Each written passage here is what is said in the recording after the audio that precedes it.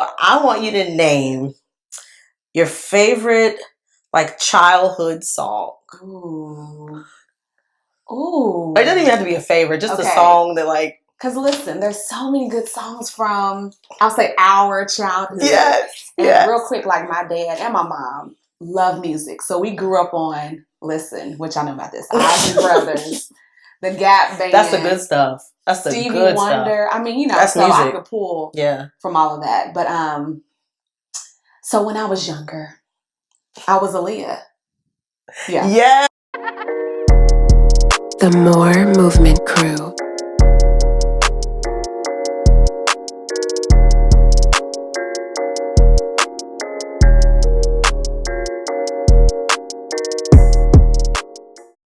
Welcome to the More Movement Crew podcast. This is episode 3 of season 2. We are back and we are excited. And I promised you guys that we were going to have an actual interview this season. So this is our first interview of the season. So welcome to our channel. Thank you for tuning in. I hope you've enjoyed the 2 episodes that we had that we recorded earlier for the money episode and the vegan episode. So I'm hoping that you watch those. If you haven't, please go back and watch those because they're pretty good, I think. Yes. Right? And so we definitely want you to subscribe to the channel. So just press that little red button under the video and subscribe to our channel so you can get updates on all of the latest videos. Because I told you this year is going to be pretty exciting.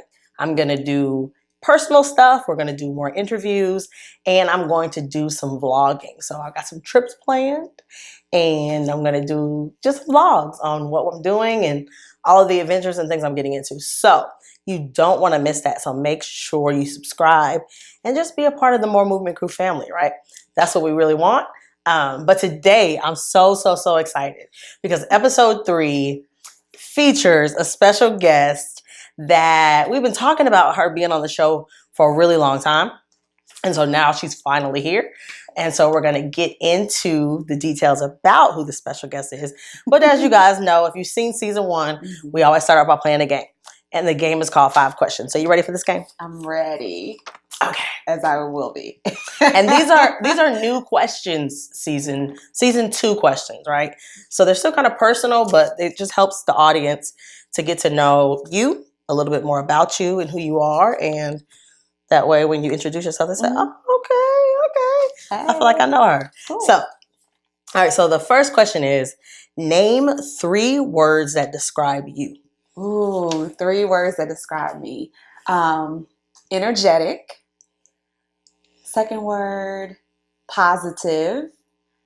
And third word, I would say, is friendly. Very friendly. Very friendly. So 4 words. Super friendly. Super friendly. Super friendly. Right. All true. All facts. All right. So question number 2. If you could only eat 1 meal for life, what would that meal be? 1 meal. 1 meal. Like the Last Supper. Like the Last Supper. Over and over and over. Okay. So not just one time. Not just one time. The same meal. But this is the same meal. Oh my goodness. Got to throw some greens in there. Kale, to be exact. Well, look at her. Yes, I really like kale greens. What else would I add to that? I would do some baked chicken. What else? Greens and baked chicken. That is so healthy. It is. But I mean, it's really good. Wow. I know, right? It's really good. Well, she's going to be healthy for life then, because if she picked that. Yes. Well, and I'm stopping because I'm like, what else could I eat? I like corn a lot. So I would add corn in there too. I feel like I need some more colors. Yeah. Wow. So we'll just stop there. I thought you was going to say with some bread, with some this, with some that. Maybe because right now I'm trying to be mindful of what could I eat? But you didn't say dessert either. I didn't. So you did kind of follow directions though. Okay. I said 1 meal. Okay. So greens and baked chicken. Yeah. It sounds good right now. She's like, seasoned well chicken. Seasoned well. Okay. So question number 3. So I always attribute songs to memories. So I want you to name your favorite like childhood song. Ooh. It doesn't even have to be a favorite, just a Okay. song that like. Because listen, there's so many good songs from, I'll say, our childhood. Yes. And Yes. real quick, like my dad and my mom love music. So we grew up on, listen, which I know about this, Isley Brothers, the Gap Band. That's the good stuff. That's the Stevie good Wonder. stuff. I mean, you know, That's so I music. could pull Yeah. from all of that. But so when I was younger, I was Aaliyah. Yeah. Yes. Which song? Which song? So the first song that comes to mind, Are You That Somebody? Because the choreography by Fatima. What do y'all know about Aaliyah? Come on now. You know, and Timberland when they got together. Yeah. So from childhood, I remember. So we didn't have cable for a long time. We got cable like my junior year of high school. So Really? that was a big deal to now be able to see music videos because that what was out. That was in late 90s. So music videos. And so when that video came out, I remember being in my basement learning all the dance moves. So it wasn't just the song, is the choreography. It was Aaliyah, just her whole vibe. Yeah. So it just some good memories because I love to dance. Yeah. And when I was little. So you just radio. You was listening to the radio before that. Yes. Yeah. Radio was good. I used to really mixtape off the radio. Oh, see, I would, my brother and we would record, and then I would pretend like I was hosting. Yeah. And I would introduce the song. Listen, what do y'all? I know, and look at us now.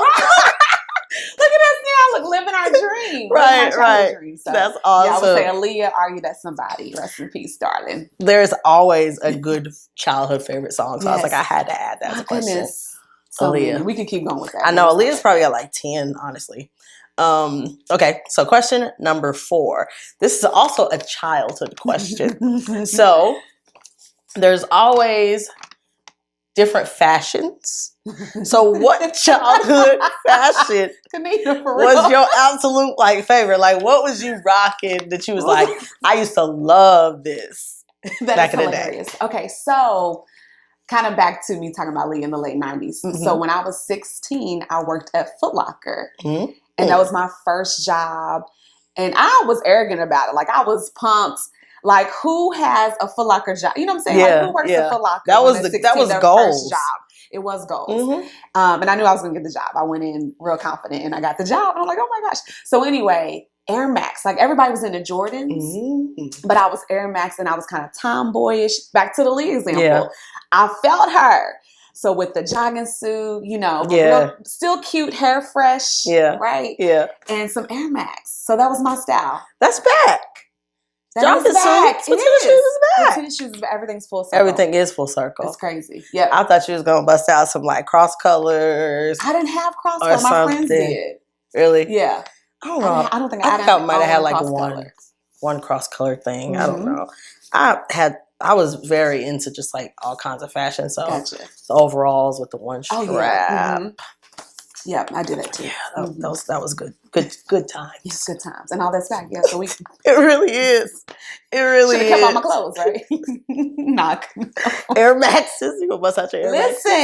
Listen, I was in the store yesterday looking at Air Max. Like, for real. Like, I used to get a discount. They probably like $200 now. They're up there. Yeah.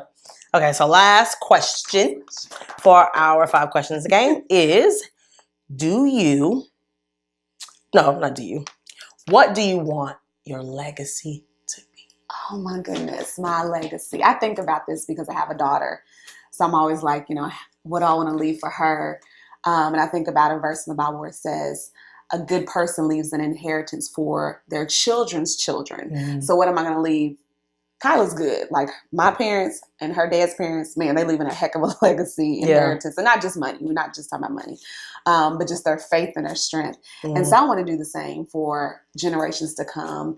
I want to leave my faith, my believing that with God, all things are possible and that He is number one. And I tell Kyla this all the time. If you don't remember anything else I say to you, these life lessons one-on-one that we have from time to time, remember that God loves you and He has everything that you need. When you don't know or nobody else knows, I don't know or I'm long gone, God is who you need to go to first. Yeah. So that's what I want to leave.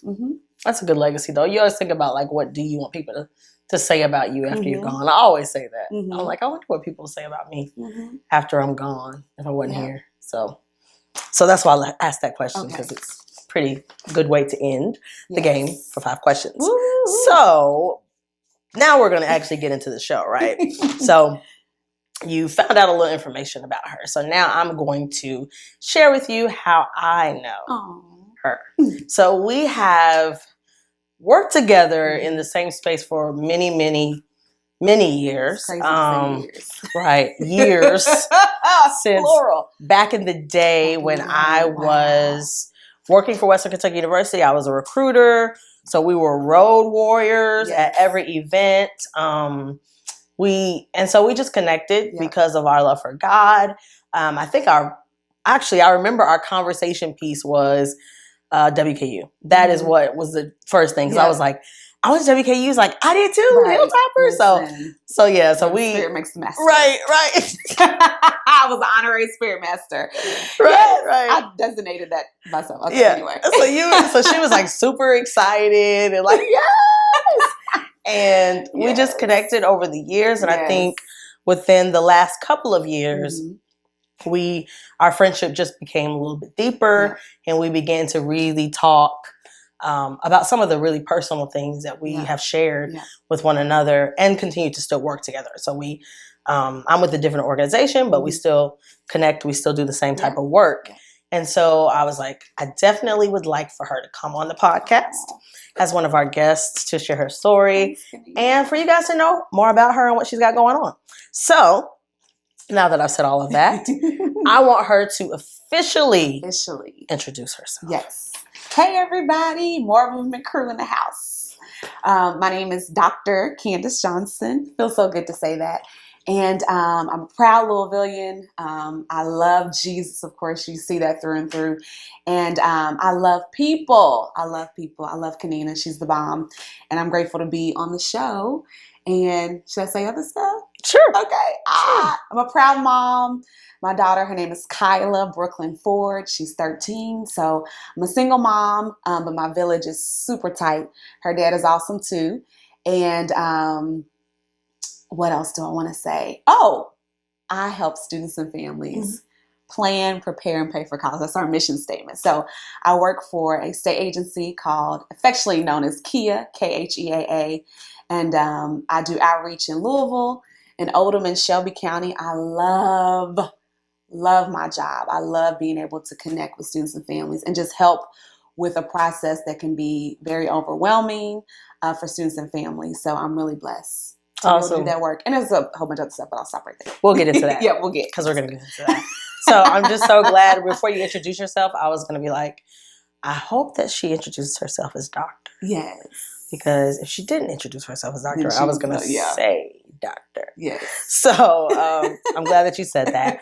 But we know that obviously you weren't always a doctor, right? Right. And so I want you to kind of just share a little bit about your journey, right? I want you to share kind of like what it was like. How did you get your foundation? Where you grew up a little bit. Yeah. Wow. Yeah.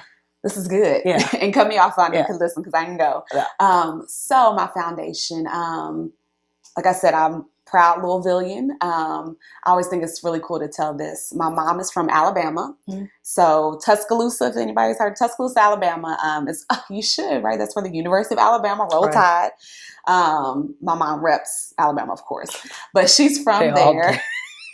And my dad is from Campbellsville, Kentucky, Cane Valley, kind of Columbia, Kentucky, and he also grew up in Lebanon. And so they met at Kentucky State University. And so obviously education is a big part of our family, a big part of our foundation. But I always say that if it wasn't for K-State, I wouldn't be here, because that's where my parents met, which is, I think, is just amazing. So anyway, they moved, both were educators. So they moved to Louisville and taught for over 30 years. So education is in my blood. Yeah. So I grew up with parents who were very active in my brother. I have a younger brother, active in our lives, of course. And I think in terms of them being at our school. And I remember saying, okay, you all teach. How are you always at my school? At our school, and not anything bad, because we were very good students. We didn't get in trouble. We did what we were supposed to do. But they were present. They were at PTA. They went on the field trips. They were there. The teachers knew them. The principal knew them. And so that was great because we had that foundation where that support was there. Yeah. Which is a blessing. And so, proud to also say that I grew up in Newburgh.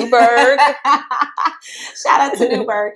And I actually was blessed to buy a home 10 years ago back in the area where I grew up, and actually really close to the elementary school. I mean, in back of the elementary school that I went to. So I think that's just a blessing to be back in the community that I was born in. My parents lived really close. So we had a great childhood.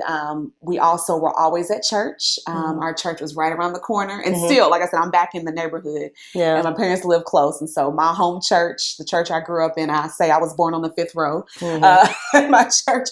But that's what, we were at church because we lived close. We would go, Bible studies, or we had a teen class, youth and teen class on Wednesday nights while the adults were in prayer meeting. And then on Sundays, of course, Sunday school.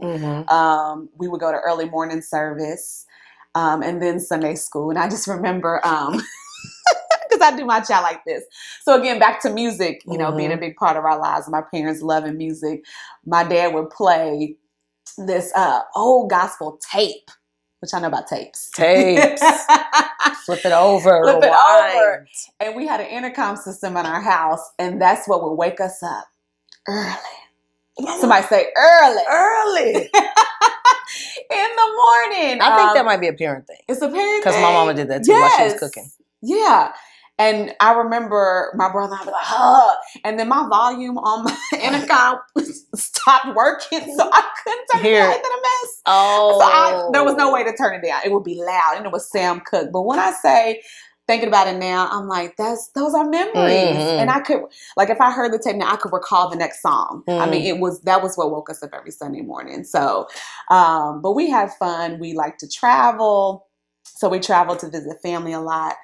Family is very important. On my dad's side, we have a huge family. He was the youngest boy of 16. Wow. And so I'm just thinking about family reunions and then traveling to Campbellsville to see, at the time when she was living, my grandmother, and then Alabama, of course, to visit my grandparents. So spring break, with my parents being teachers, I remember them saying their schedule is always friendly because they would be off for spring break and off for summer. So we would travel to see family during those times. Wow. So I said a whole lot. So I'm just thinking, you talked about education a lot, and you're working essentially, in education. So how do you feel like education kind of fits in your purpose? Oh man. Like I said, with my parents being teachers, it was just in me. And so I had the model there. And even, of course I could have had the opportunity to be at the same school as my parents, but I went to one of the best schools in the United States, DuPont Manual High School. The high school I was supposed to go to, which is great. But when they weren't in the classroom, they were always teaching. So at home, at church, they ran the Vacation Bible School, or were directors of Vacation Bible School for years. My dad taught Sunday school. They were always teaching. So it's in you. It's in me. I couldn't remember. I remember saying, I think when I was younger, I wanted to teach, and this is like elementary school, but then as I got older and tapped into like communication and talking and being on camera, right? I'm like, I'll never teach. And be careful when you say never, because I'm not a certified, public school or private school teacher, but I'm in classrooms all day long teaching students and then families about this process of going to college. So, I mean, education plays it's a huge role. I do. I feel like that it happens so much like that. Like God has a way of using, your experiences, and he uses your environment to really shape your purpose and to really prepare you for it. Right. Because then you're, slowly becoming who he wants you to be. So I think that that's so important. But let's also talk about your faith. I myself can relate to the pew child. We started going around, I was like maybe 12. Seriously, we started going around that age. And then from that point on, it was evening service, Bible study, all that, right? So I understand what it's like to be a church kid. Yeah. And for those of you Yeah. watching, I'm sure that there are some that can relate to being a church kid. But there's a point when we have to like not be able to rely on the faith of our parents and what we were taught, but to really begin to know God for ourselves. What was that like for you? What was that journey like for you? Just when you were talking about that, I immediately thought of college. So I feel like for a lot of people, that's when, the tests really come. Some maybe sooner than others, but for me, I'm away from my parents. Yeah. I could choose whether or not I was going to church, but it was in me. So I remember, man, maybe the first Sunday being on campus, or maybe the next Sunday, my friends and I, who I was hanging with, we were like, okay, what church we're going to? Yeah. And I had family, distant cousins. I told you my father's side is huge, but distant cousins that lived in Bowling Green. It's like, well, I know them, and I know they're in church because their father, I think, was a deacon, or he had keys to, he was involved in church. So it's like, okay, we're gonna go to church with them. And my roommate had a car, and so we rode out. We weren't even in Bowling Green; we were in the next county. I think Logan County. Went to a church, and just reminded me of home. Yeah, Black Baptist Church, Center Baptist Church in Logan County. I believe. I need to look it up to make sure. I believe it was Logan County. But if nothing else, I was going to be at somebody's church, whether it was in Bowling Green or surrounding counties, once I got to college. And so being away from home and then getting into things that I hadn't gotten into before, in college, being away from, my parents' watchful eyes, I really started to, I don't know if the right word is to discover, but really realize that, okay, there's this relationship that I have with Jesus, and that has to be cultivated. And that, okay, I believe Jesus is talking to me, and I'm meeting different people and things like that. Making choices. Yeah. So it really hit for me in college. Okay. Yeah. Yeah, I think that, it's just part of the growing process. You discover, I tell students all the time that college is just a place where you really begin to understand more about who you are and what you believe, because that's tested in college. Absolutely. So if you go in this Bible thumping Christian and you're just like, this is what I believe and I'm right, nobody's wrong, there will be things that challenge that. There will be classes that challenge that. And so it definitely is that place where, you discover those things. I know that you also share that you're a single mother. Yes. And so that had to be, just a life-changing experience for you. Oh, yeah. So can you share a little bit just about that process? Oh, my goodness. I'm sure there are viewers that can relate, that. Listen, God is good. Let me say that. I guess I mentioned my child is 13. So I had my daughter when I was 25. So I had a whole degree, was working, and got pregnant. Yeah, it happens when, do stuff, right? I'm laughing, but y'all understand. Yeah. So it was hard. And I thank God for his love for me and my relationship with God, because that's who I had. And then also I always say Jesus in the village. So my parents, it took a while to share with them because there was shame, there was guilt. But I worked up the nerve. I had to tell them at some point, right? Yeah. And so thankful for them. And I remember my dad, and he's who my dad, super cool. He's like, you're gonna be all right, or something like that. Like I'm like, oh, okay, yeah, I am. Yeah. Yeah. And I was like, yeah, thanks, Dad. Yeah. I am. And that's what you need to hear. Yeah. And, I don't even know if he looked at me. He might have been watching TV, but he wasn't like, I think I was with my mom and I was sitting at the table. And he was over in the den area like, he'll be all right. Yeah.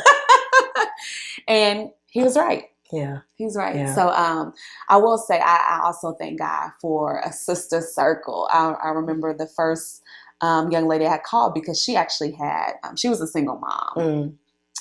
And I'm like, okay, she's doing it. So she's somebody I can call, I can trust. And she was on it. She sent me magazines, she She was my prenatal care doctor. Right. So, you know, she was getting me all the way together. And then a bunch of other sisters that I was close with just loved on me. And then also the church that I belonged to at the time. I was actually thinking about this earlier today. And I'm no longer at this church, but served there and worshiped there for 14 years, which is crazy to say 14 years. But I told my mom this probably about a year ago. I could not have imagined myself at any other church going through something like that. When you're raised in church, well, let me not generalize, but I think a lot of times, especially when you have a child out of wedlock, and I mentioned the shame and the guilt that can come. And I've been in situations where, or heard of situations where young ladies are, you know, looked down upon or shunned, you know, or leave the church. Because someone says something sideways. And I just thank God that didn't happen to me. It was all love. It was mothers of the church. They might not have had children, but, you know, we call older ladies mothers of the church. They were like a second mom or third mom to me, just loved on me and reminded me that my child was a gift or is a gift to God and to speak life. I'll never forget our youth director at the time. I sat on her couch ministry, and was sharing with her what was going on and really crying out. And she was like, girl, you better speak life. To that baby. And I'm like, just, you know, she was like my, she was like my Mary, like my literally baby leaped, right? And I'm like, okay, it's on and popping. And so I remember going home and reading the word to my baby, you know, and singing and dancing and just rejoicing in the Lord. And truly you can see the fruit of that right now. She's a dancer. She's a dancer. She loves God. I mean, just full of joy. She's anointed. So it is challenging to be a single mom, but God, He makes up for what He has made up for what I haven't had. We haven't been without. You know, and there's been challenges. Come on now. But I'm so glad I have a rock that I can lean on. Even when I don't understand, I'm telling you, God has been the same yesterday, today, and forevermore. He's consistent. So there's more I can share. I don't know if I need to go. No. Well, I asked you that question specifically because I know that, you know, is something that women struggle with, being a single mother. You know, there's so many single parent households nowadays. And I know that it's a struggle. And I think it's important for you to share your story because they can see that, you know, God takes you through these journeys, but, you know, it's for a specific reason. And, you know, sometimes you're just called, you know, you were called to be Tyler's mother. You know, that was your gift. And so He gave you the tools and the resources to be able to do it. And so He's given you, if you're watching, you the tools and the resources to do it. And I'll say this, I mentioned, you know, of course, God, right? But then also an amazing support system and sisters that I can lean on. So find that, or if you need to talk, shoot something in the comments, you know, we can connect, like for real. Because it's so necessary. And then you may not have anybody that you can lean on, but I'm putting myself out here as somebody that can, because I get it. And also, I did therapy. You know, I heard recently a pastor say this, that, and she's amazing. She's a pastor. She's teacher, mental health therapist, all that good stuff. But she said, prayer is the weapon. Therapy is the strategy. That's good. Say it again. So good. Prayer is the weapon and therapy is the strategy. And really you can replace therapy for, you know, talking to a friend or, you know, whatever, the other things, the other practical things you can do to couple with prayer, right? Because sometimes, yes, you pray, but then you need somebody face-to-face to speak with. Or somebody who's professional, you know, or certified, I should say, you know, that you need to talk to, can really talk you through some strategies too. I did all that. So it's going to take some work on your part too. It's going to take some work on your part too. And it takes time. And the other thing is to give yourself grace and receive the grace that God has given you, because we're not perfect. And it's something you said too, I think about a gift, a gift. So realizing that children are a gift. They are a gift. And lately God's been reminding me that, Candice, your daughter is not yours. Right. You're to steward her. She's my gift. And so those times, and she's a teen. So, we're growing in that. I've never raised a teenager before. And then she's still sunshine. But then some days I'm like, ooh, Jesus, get your daughter. I mean, seriously, like, let me walk away. Yeah. And, be cool and calm down. Yeah. Because I can feel myself trying to step into something that's really not my responsibility. Now I'm going to parent, right? Yeah. Because she is, he did give her to me to parent. But there's some things, come on now. Okay, but there's some things that I'm going to need him to help me and help her so we can move forward and learn the lessons that we're supposed to learn in those teachable moments. Yeah, yeah, that's good. That's really, really good. I think now I want to kind of transition because I want people to kind of know more about your giftings and more about now where you feel like God is taking you. And so just kind of share about your journey, share about your business. Okay, you know, some of those things. Ooh, okay, yeah, here we go. She's like, Oh my goodness. There's more. And so there's a reason that Kanina and I are connected and more movement crew. I know that God has so much more. And I think for me, I remember one day sitting at work and I had in my cubicle and I had a notepad.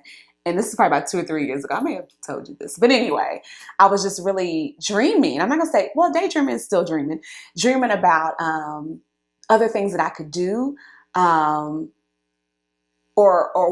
all of the giftings that I feel like God has given me. Some of the things I already do, and just started writing things down. And it was a whole lot. I was like, wow, God. Like, wow, there's a lot in me. Yeah. There's a lot. And not being cocky or anything, but just like celebrating God and realizing that he is a giver of good gifts and that the gifts are not for me, right? They're for me to give to others, to share and hopefully unlock other people's gifts so it can just be a ripple effect. So I had a girlfriend who had like a side business and I was like, man, I could do a little side business. So that also really sparked me jotting down, like really thinking about what do I have in me that I could be of service to somebody else and give to other people. And so I've been a visionary, and my favorite Bible verse is where there is no vision, the people perish. And that's Proverbs 29:18. And so I came up with the name. I'm like, oh, yeah, already. Yeah. So what we speak, especially, I mean, if you are a Jesus kid, if you are a believer in Jesus Christ, you know that God has given you power and authority to create things with your words, right? Just like God created everything with the word. And it came to pass. It came to pass. And so I coupled that together, VisionSPEAK. So VisionSPEAK Consulting. Oh my gosh. There we go. And so really, and there's so much, but kind of I want to, VisionSPEAK will be a business, a ministry that will encourage people to dream. Yeah. To speak those dreams out loud, to connect with others, and really, really be confident, be confident in the giftings that God has given them, and go do it. Yeah. I want to continue to spur people on in their gifts and encourage people to go do it. So that's what kind of like a snippet of what it's about. I still, like I said, I love my job and love doing the college counseling. So I still want to do that. That's also part of VisionSPEAK. If a student has a vision to go to college, let's talk about what that looks like, but let's also talk about what are your giftings and talents and how can they be used to make an impact on this world or your sphere of influence? Because we all have a sphere of influence that we're supposed to impact. And a group of people or a territory that we're supposed to, help make a difference in, I would say, help make it better. So that, man, oh my goodness, I see myself writing books. Yes. Plural. Yes. And it's so good that I have, accountability right here. Come on, somebody look up to tell me just keep writing. So I have started I love to write. I've been writing since I think about that today. I was like, I've been journaling a really long time. And I'm so grateful. If you don't journal, man, I encourage you to do it. If you don't like to write, use voice memos. Yeah. Listen, Yeah. get in that phone and just talk it out. Get those thoughts out. Get those thoughts out. And so I have notebooks and notebooks and notebooks, journals and journals and journals at home. And actually last year, I knew it was a great year. I went through 3 notebooks. Wow. No, 2.5. Yeah, and I hadn't written like that in a really long time. So last year was rocking. This year's going to be rocking even more. Time for a book. Yes. So taking all that, and creating some literature that you all can put your hands on. That's great. Well, I will definitely make sure that I include her contact information at the bottom of this video, just in case some people want to get connected. Yes. So you kind of answered it, actually. Okay. We always ask at the end of every episode, when did you know that there was more? And you kind of talked about some of that already, but was there a defining moment when you were like, okay, this is definitely more? Yeah, I guess definitely when I was sitting at the cubicle, and that was kind of I think it was right after I had received my doctorate. And I knew, I guess I knew going into my doctorate, there was more, right? Like, if I know there was more. Yeah, you I have didn't know, to. I have to know there was more to then decide in my mind that I was going to go back to school to get a whole doctorate degree, which I now have. But after that, after that type of accomplishment, I knew really, that there was more. There was more to Candice. And there's still more. I mean, every day, really, as I draw closer and closer to God, his word says that, as we draw close to him, he'll draw closer to us. And so every day, as I'm drawing closer, he's showing me more. Yeah. He's showing me more. So I think as long as I'm connected to Jesus, there's always going to be more. Well, thank you for sharing that. I really appreciate it. And I like the way you summed it all up and told your story. So thank you so much for sharing your story. Candice is just a great example of how God can really take you, from place to place and just grow you and develop you and take you beyond what you ever thought you could imagine you would be. And he's still taking her there. And so I hope that her story has inspired you. I hope that you have, this will encourage you to take that leap of faith, right? And to do some of the things that you've always wanted to do, write down, journal, all those things. It's super, super important. And, when you know there's more, you are motivated to take that action, to take that step. And so thank you so much. Even if it's a small step, you got to take it, right? So thank you so much for checking us out. And like I said, I'll put her information below so you guys can connect with her. And I hope that you were blessed by this. Don't forget to like, subscribe, and share. And until next week, we will see you later. Be blessed.